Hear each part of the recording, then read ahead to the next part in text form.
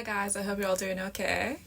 I'm finally sitting down to this video. It's been so long and I have been putting it off for lots of different reasons, but I keep mentioning that I'm going to talk about it, and I just thought I'm going to do my makeup, I'm going to sit down and film and talk to you guys and just finally do it and get it out there. I do struggle a little bit with putting myself out there nowadays. It's something that I'm trying to work through, and it's one of the reasons why I want to do these videos, because it is something that scares me, so I'm trying to push past the fear. But yeah, I wanted to talk about the mindset shift.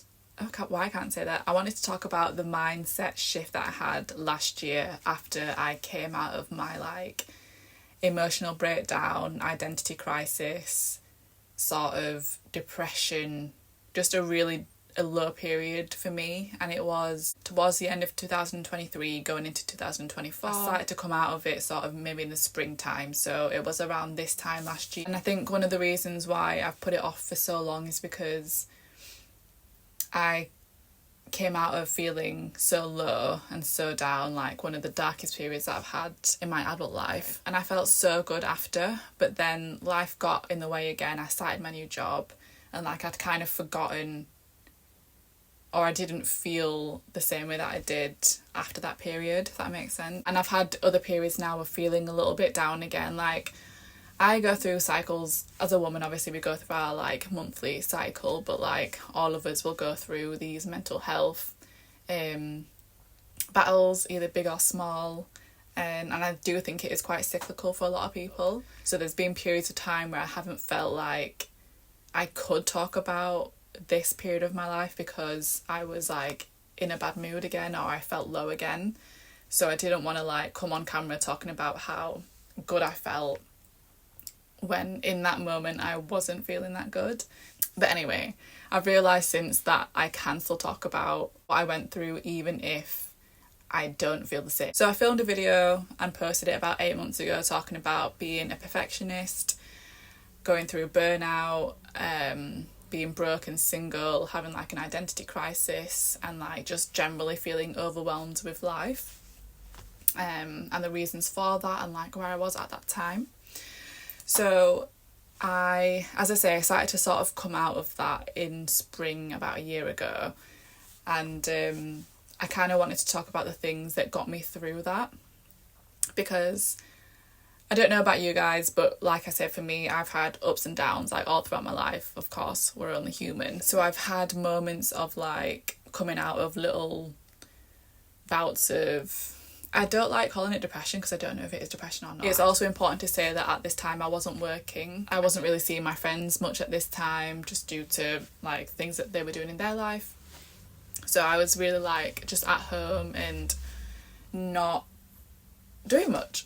So that definitely exacerbated the feelings I was feeling at the time.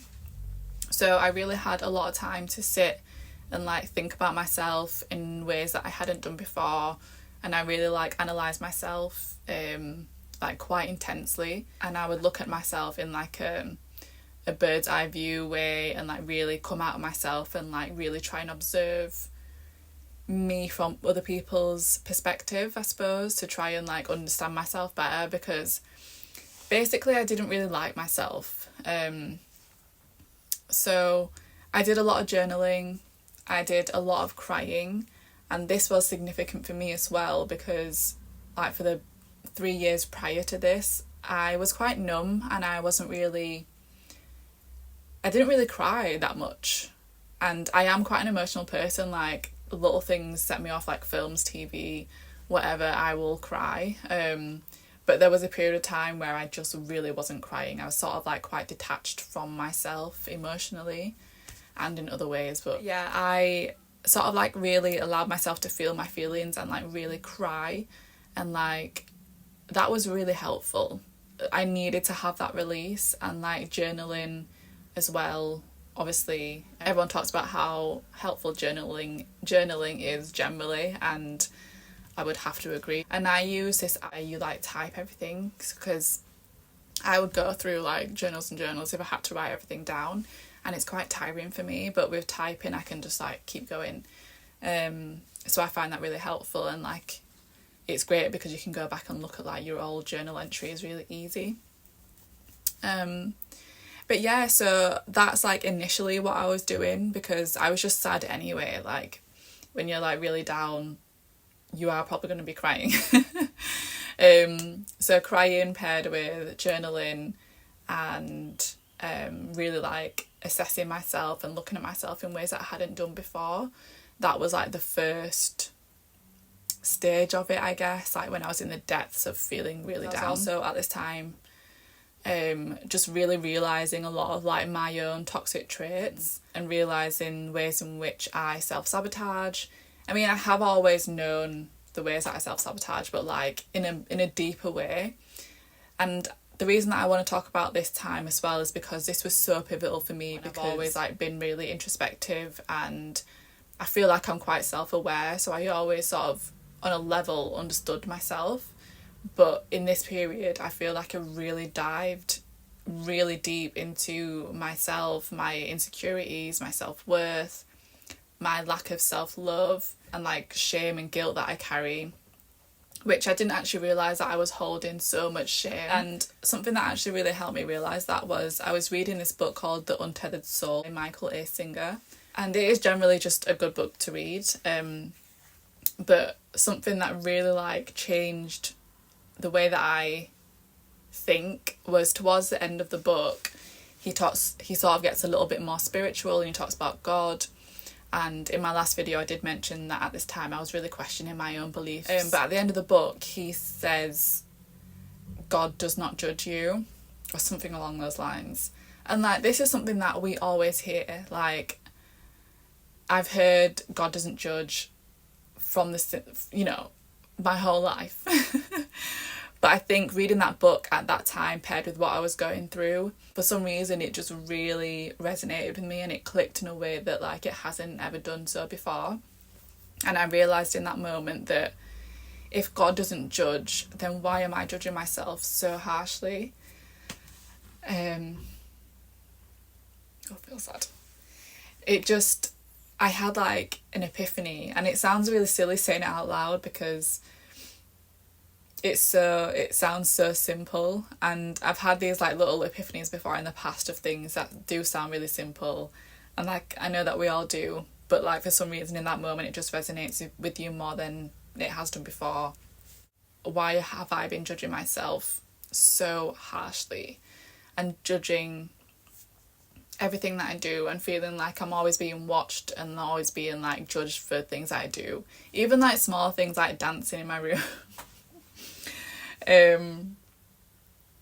Like this is from childhood as well, and this is a little bit weird, but if I was ever like on my own just like chilling in my room like dancing or whatever, I would always feel like someone is watching me and that I couldn't fully express myself because I wasn't fully alone, if that makes sense. And I don't know what that comes from, but like yeah. So and that was like a really fundamental moment for me and my mindset shift at that time, because I finally allowed myself to fully accept myself. I definitely have had moments before where I've known that I needed to accept myself, and I've even like said to myself, oh yeah, I need to like really radically, what is it called, radical self-acceptance or something like that. And I've gone through this before where I've been like, okay, like I accept myself now, but I didn't. How can you really actually fully accept yourself if, for one, you really judge yourself and you have all this shame that you're carrying around? So just by me realising that God doesn't judge, and therefore I cannot judge myself, that was just like really important for me in that moment, and that was like sort of the start of a shift in me that I felt. So yeah, I started like journaling a lot about like the judgments that I have for myself and the shame that I carry and the reasons why I carry a lot of shame, and accepting those parts of myself. So I suppose it's kind of like shadow work. People talk about doing shadow work all the time, and I always like plan to do that, and like I would have questions and prompts to answer, but for me, I just, for some reason I can't answer questions. Like, it doesn't work for me. Whenever I'm ready to like delve into these parts of myself is when I will do it. Like, I don't like being prompted to do things, even if it's like me prompting myself. Anyway, so yeah, that was amazing, and I really felt like that was powerful for me at that time, and I'm so grateful for that book. And that is like one of the main things that I took away from that book. And it does sound really silly because I could have come to that conclusion myself before, but like I said, it was just a combination of where I was at that time. And another thing that I wanted to say was I stopped watching so much content. So like, I wouldn't go on my phone, TikTok, Instagram and YouTube as much. I stopped listening to podcasts as much as well, and I started just listening to music again, and also like having moments of silence as well. And I fell so much more in love with music, and I was actually listening to music that would talk about like self-development in a way, and like changes to yourself.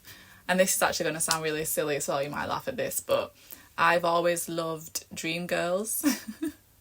And you know Effie's song, I Am Changing, I think that's what it's called. I would be like singing that at the top of my lungs, and I'd be crying because I felt like I was changing, and it was like a grieving of myself, but also like happy that I'm going through this change, because I really felt like I was losing my old self and I was coming into somebody new, and I haven't ever felt like that before, and it felt scary, to be honest. Like, I've always known that I've needed to change behaviours and habits to become like my best self and the version of myself that I've always wanted to be, but like actually going through it was like really sad actually, and I was just sad for myself that I'd held on to this version of myself for a really long time, and I'd been self-sabotaging and just like keeping myself so contained and like so stuck in the ways that I was. And it was just so emotional for me. I was just crying all the time. And people talk a lot about like Saturn return, and that was 29 was like, I think from 27 to 29 was like my Saturn return time. And also what was really helpful for me was getting out of the house, obviously.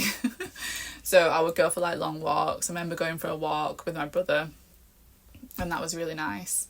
I also spent a bit of time with my niece, and I realised that like I hadn't seen her for a long time, and I realised that she really brought out like my inner child, and I really loved spending time with her, and I always have, and that like healed a part of me in that moment as well. I had to volunteer for a befriending service, and this was something that I planned to do a couple of months before I actually started to do it. It just took a while to like all come together. But I realised that I was being so self-centred, and like obviously you have to be, I suppose, to go through personal growth and everything, you have to think about yourself a lot, but I was just so sick of thinking about myself. So me starting the volunteering at the befriending service came at a really good time, to be honest, for me. So I would go and visit like an elderly lady once a week, and we would just like chat, and just like she wanted to go for walks as well, so that's what we would do. So that felt really good, and I felt really fulfilled by like being of service to somebody else. And I also started just doing things in the house. Like I had a lot of like jobs to do around the house, and I finally started doing things, and that really helped. And that's when I started feeling less overwhelmed with life in general, because I realised that like I was just trying to do too much all at once, and nothing really was getting done because of that. So I was like, well, let me just focus on one thing at a time. And again, that sounds really simple, and I feel like most people are like, well, yeah, that's the best way to do things, is just to do one thing at a time. So yeah, I just started like doing little jobs, and then that snowballed, and then I would continue doing things. And now like I really love ticking things off my to-do list, whereas before it would make me feel really overwhelmed like looking at a list. I haven't felt overwhelmed in actually quite a long time, and I feel really proud of myself for that, because I know that I'm just doing things now, so I don't have to like worry about stuff so much and like feel like there's so much to do, because the list is coming down. I also stopped dating at that time. So as you may know if you watched my previous video, I was seeing somebody, and that ended in January. So I completely stopped dating. I wasn't actually talking to anyone. I wasn't on any dating apps, and I just was like in my little decentering men era, and I felt so peaceful. I think because of that alone, like I felt really joyous and like really at peace after I came out the other side of all of that. And honestly, like I haven't ever felt like that, guys. I just started like being a person again. But like I say, for me, that period of time was really profound for me, and it was really pivotal in the way that I think and the person that I am now, because like I said, I'd gone through moments before of realising things about myself, or realising that I need to be more, that I need to accept myself and that I need to love myself without actually like truly feeling it. And this was a time in my life where I really felt like I'd accepted myself for who I am and that I love myself. I would tell myself that I love myself. I would like reparent myself a little bit and like baby myself almost as well, just to get me out of that time. And it was the being of service to other people, doing things that needed to be done, moving my body, singing, crying, dancing, journaling, and just getting out of my own head and stop being so self-centered, and not dating, not centering men. That all just really helped. And I guess like it's like a pendulum, isn't it? So I felt really low and really down, and then I felt like just amazing and elated, and the best, honestly, that I think I've ever felt. I just felt, it was almost like spiritual. Like I just felt so joyous all the time, and I felt so happy and like grateful for life, and just, yeah, it was great.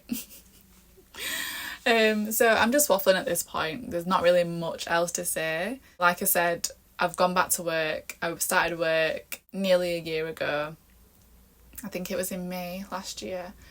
And that feeling did continue for a while, but like obviously life be life in, and like my work is quite intense as well, so I sort of lost that feeling that I had. Ultimately, I am like a better person for it, and I really feel like I've not really done it justice by what I've said, but if you've gone through anything similar, then you'll know. I think we all go through things like this, even if it is on like a miniature scale or if it's on a massive scale. My experience might not even be the most profound or the most life-changing experience that people have gone through. I'm sure it's really not. Whew. So yeah, I hope that was helpful in any way. I never want to come on here and try and give advice, but I just wanted to like talk about this experience and share it, and you know, hopefully it resonates with you guys. So yeah, I hope you're all doing okay, and I will see you soon in another video. I'm gonna go because my throat is so fucking dry. I've been talking for ages. I don't know how long. Half an hour, it's not too bad. So hopefully this video won't be too long. Alright guys, have a good day, and I'll see you soon.